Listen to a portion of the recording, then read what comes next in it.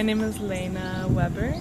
I work with the ACKnowl-EJ project, the activist academic co-produced knowledge for environmental justice project.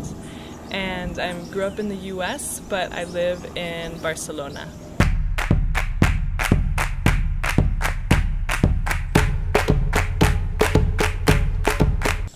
The Living Aulas process has reminded me to really root myself in everything that I do, to find, I think, in this type of research where I'm very early on in my research process, and I'm moving around a lot and I'm talking to a lot of people, and it's easy to feel kind of lost.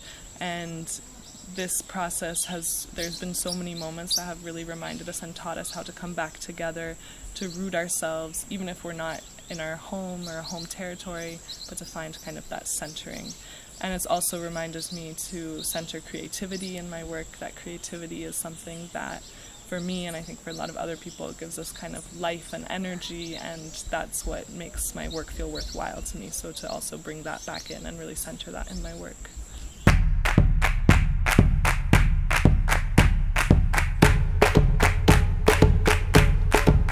Transgression to me, it means a lot of different things, but I think overall something we've been talking about a lot in these spaces that really makes sense to me is that transgression is something that sometimes we do out of necessity, or that others do out of necessity. Just to be able to exist in these spaces, we have to transgress what the norm is, or what is expected of us, or what the kind of dominant vision of what research is, or how we should be and act as researchers.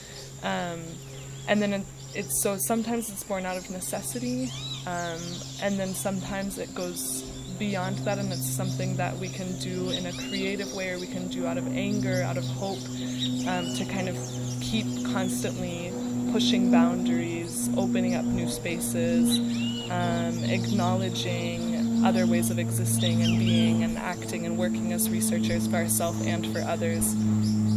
But it's this constant cycle. I think it's something that is that we talked about a lot in these days. It's something that we're always transgressing. We're always transgressing in different ways, in little ways and small ways, and it's this process that never really stops.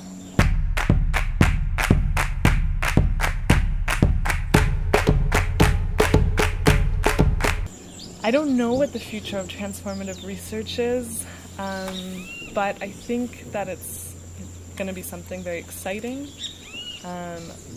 I think the future of transformative research is going to be what we've been talking about here, that it's going to be plural, it's going to be something that looks different in different parts of the world, in different contexts, and it's going to be something that's constantly changing, because as we transform and transgress and shape new alternatives, then we also find new ways to transform those, or new ways to kind of keep walking down this path of constantly pushing and transforming and working for a better world. So I think it's not just one future, it's many futures in different contexts.